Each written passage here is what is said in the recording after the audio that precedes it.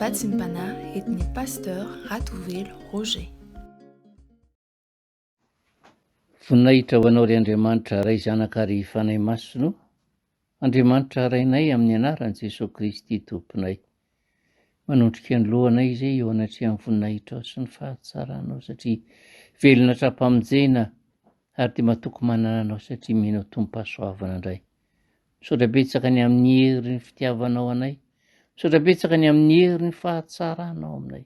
Misaotra betsaka Jesosy ny amin'ireo teny maro izay efa nasesinao teto nandritry ny taona maro. Misaotra betsaka anao noho ny amin'ny fitiavanao ny tsirairay aby, nandranao mpanomponao nitondra ny hafatra ao, ary misaotra anao ny amin'ny sofina izay nomenao anay, nahafahanay nandre ny hafatra izay nomenao anay. Misaotra ny amin'ny fo izay niasanao andro aman'alina ka nazahoanay indray hamoa enina dia zato isan-jato ary ny hafatra izay nampitondrainao. Fa mba hahafanay manova tsikelikely ny lalaka izoranay amin'izay rehetra tanterahanay. Mahatoky manana anao izay, ko androany raha hiteny anao dia marino hoe ombay ny fahamahinao ny fitenin'i Jesosy, mba hiantefa amin'izay rehetra mandre an'izany. Ary ny tokantrano dia vaingon'ny fanahinao masina, ahadraisany tsirairay aby hery ny fahamasinanao. Misaotra betsaka Jesosy misaotra fanahy masinao. Amitraka ny fotoanandroany eo am-pelantananao izay, ka Satana sy ny forokiny kosa dia didina tsy hanan-kery amin'ny anaranao Jesosy velona avy any Nazareta. Tsy hanam-pahefana amin'izao fotoana izao, fa ho fatorana amin'ilay rahanao soa ary atsipy any amin'ny fahariam-rehetrafo satria any no sahaza azy. Misaotra Jesosy eo, mitenena re fa vonina iainanao ny mpanomponao. Amen. Dia ampitombona antsika mandrakariva riavana ny fahasoavana mampiadanana avy amin'Andriamanitra ray sy Jesosy Kristy tompontsika.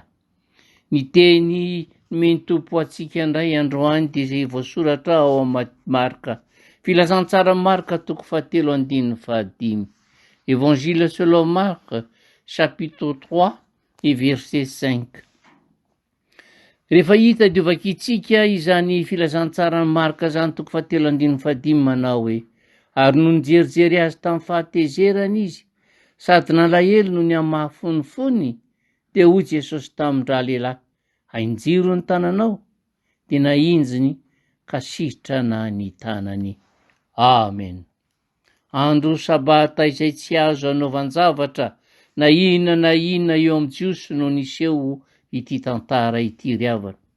Nifanena tamin'i Jesosy tao amin'ny sinagoga tao Kapernaoma ity lehilahy iray izay maty tanan'ila. Nodinirana mpankala azy Jesosy ary ny andro izay ataony amin'ity andro sabata ity. Tsy niembratra tamin'iraka izay nampandrana azy anefa ny tompo. Marina fa manana ny lanjany tanteraka ny didy riavana, saingy tsy tokony ho sakana amin'ny fanaovan-tsoa izany. Nanakombona ny vavan'ireo izay nitsikilo sy nangala-pijery azy tamin'ny fanontaniana napetrany tamin'izy ireo anefa ny tompo, saingy analahelo Jesosy fa ny fon'izy ireo dia mbola toy ny vato ihany. Ary dia nijery azy ireo tsirairay tamin'ny fahatezerany Jesosy, fahatezery izay vokatry ny fankalany sy ny tsy fankatoavany izay rehetra tsy fahamarinana sy tsy rariny, araka ny voalaza ao amin'ny Hebreo 2:17 tapany. Idia manao hoe tianao ny fahamarinana fa alanao ny heloko. Ary dia hoy Jesosy tamin'ilay lehilahy maty tanan'ila hoe ainjiro ny tananao. Atsory eny ka dia tsy misy na inona fa izao Jesosy tompony fahavelomana no ameno azy. Tonga ao atao tsaina avy hatrany riavana ilay nitondrany fanahy masina ny Ezekela tany amin'ny lohasaha iray feno taola maina, lohasaha izay anehoany Jehovah Andriamanitra ny fahefany sy amin'izay rehetra miendrika fahafatesana, ka merena no amin'ny fahavelomana feno hery sy fahatsarana toy ny tamin'ny voalohany indray.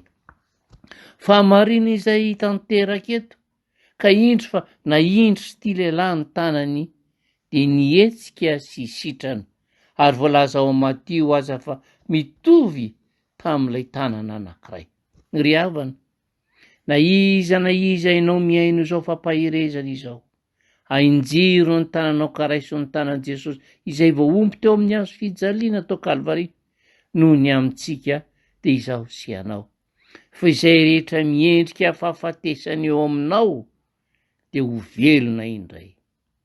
Marina fa tsy eto tany intsony Jesosy, fa tsarovo ry havana fa mbola manao zava-mahagaga hatrany izy. Jesosy mantsy ilay tsy mivoamaly sy anio ary mandrakizay. Ainjiro fotsiny ry havana ny tananao. Asandrato ny vavakao mba hifandraisanao amin'ilay pary sy ilay mpamonjy anao satria mila ary tena mila ny asa mahagaga ataon'ny mpamonjy avokoa isika rehetra. Hoy Jesosy hoe ety amin'izao tontolo izao no hitanareo fahoriana. Noho izany dia feno tebiteby sy tsy manam-piadanana ary indrindra miaina amin'ny fahotana tsy azo ivalozana isika rehetra. Ry havana, izany karazana aretina marobe izany no toe-javatra hitan'i Jesosy raha tonga tety an-tany izy, ary mbola tazany ihany mandraka ankehitriny satria tsy mitsahatra izany fahasarotana izany mandra-piaviny eny amin'ny rahona. Saingy izao hoe eo ilay fanasitranana, eo ilay fahasoavana ka izay manatsotra ny tanam-pinoany mba handray ilay tanam-pahasoavana dia mandray ny famelan-keloka sy fiainana mandrakizay ary migioka sady dieny ety an-tany izany fiadanana lehibe ho vatanina ny an-danitra izany. Fa ahoana tokoa moa ny voalazan'ny tenin'Andriamanitra, ny tompo tsy mahela ny teny fikasany araka izay ataon'ny sasany ho fahelany, fa maharo-po aminareo izy ka tsy tia nisy ho very fa mba ho tonga amin'ny fibebahana izy rehetra. Fa ho avy tahaka ny mpangalatra tokoa mantsy ny andron'ny tompo. Nampanantenantsika Jesosy fa mbola hiveriny indray, ary amin'izany andro izany dia andao ny tany ny mpino rehetra ka hoany amin'ny tompo. Tsarovy anefa ry havana fa izay rehetra manda ny famonjena natolotr'i Jesosy kosa dia ho tavela eto ambony tany ary miandro ny fitsarana mahatsirava satria nisafidy ny ho velona lavitra an'Andriamanitra izy ireo ka tsy hisy hiala amin'izany safidiny izany. Ary tsy hitantsika ve ry havana fa mampangorohoro ny mieritreritra ny fahasopatenana hahazo ireo izay hiarany didim-pitsarana hoe tare. Eny tara loatra ianao. Androany kosa dia mbola misy fotoana ary raha mbola miantso ho antso ny filazantsara. Fa raha mbola tsy tafaverina ny amin'ny rahoan'i Jesosy Kristy dia mbola manana fotoana ny olona tsirairay avy, fotoana hibebahana sy hinona ny filazantsara ka hanatsorana ny tana ny fandray lalandava amin'ilay tana mahery mba mikirany ka tsy ho voasambotry Satana. Efa 2000 taona mahery izao no naharetan'ny famindrapon'Andriamanitra tamin'ilay asany tanany, ka niaretany faharatsiany sy ny tsy fahamarinana izay manjaka eto amin'izao tontolo izao.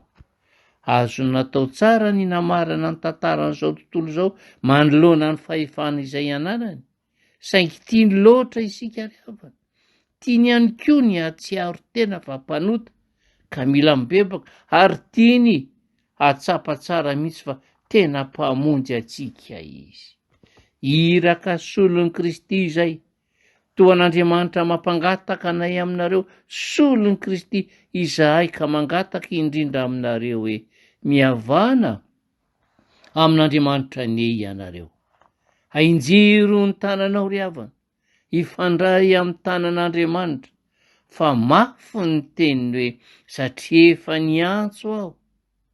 Fa nanday ianareo, efa nanintsitra ny tanako aho, fa tsy nitandrina, fa nolavina ny saina rehetra natolotro, sady tsy nentina naiky nianatro ianareo. Izao kosa ihome raha tonga ny fandringanana anareo, andatsa aho raha tonga ny matahotra anareo. Mampatahotra izany ry havana, aza manjeny ny andro lava fa an'io dia mety hiova ho fahasambarana ho anao ny miandry ny fiverenan'i Jesosy Kristy. Fa tokana ny teniny ho ahy sy ho anao hoe ainjiro ny tananao vakio ny teniny ampiakaro mivavaka ary angatao isan'andro ny anekeny anao andovan'ny lanitra vaovao miaraka aminy. Aleloia, amen. Ivavaka sika ry havana, indre zany amamin'ny teninao ry Jesosy tomponay fa marina loatra ny tenin'ny mpanao salamy mahoatra lavitra no ny tantely rehefa ataonay ato ambava. Misaotra betsaka ny any amin'ny fampahafantaranao indray fa tombonandro minao anay dia ahafahanay manatsotra ny tananay ifandray aminao, ka rehefa tafaray aminao mako izay dia olona voavela heliko izany. Mino fotoana tokoa mako izay ankehitriny ibebahanay ialanay ilay ratsy izay fanaonay mangataka ny famindraponao. Mehoery metanjaka izay fa niono hanamarinanao ny teninao aminay foana fa tsy hamelanay io kamboty ianao.